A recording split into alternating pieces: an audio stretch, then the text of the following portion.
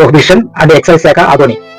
Prohibition and excise inspector SKJ Saidulu వారి సిబ్బంది మరియు కర్నూలు ఎన్ఫోర్స్మెంట్ విభాగానికి చెందిన ఇన్స్పెక్టర్ శ్రీమతి ఎం సుభాషిణి వారి నేతృత్వంలో ఆదోనిలోని సిరిగుప్ప క్రాస్ రోడ్ వద్ద వాహన తనిఖీ నిర్వహించబడింది.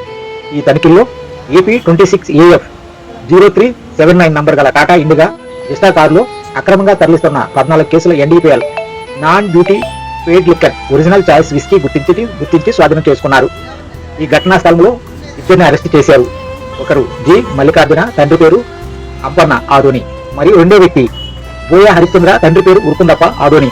నిందితులు ఇచ్చిన ప్రాథమిక మౌలిక ప్రకటనలో ఈ మద్యం సొత్తు నాగిరెడ్డి సన్నాఫ్ కాశీ వాల్మీకి నగర్కు చెందిన ఆదోని చెందిన వ్యక్తి అని తెలిపారు. అతని మీద గతంలో కూడా కర్ణాటక మద్యం కేసులో ప్రధాన నిందితుడని, ఈ కేసులో మూడో ముద్దాయిగా చేర్చడం జరిగింది.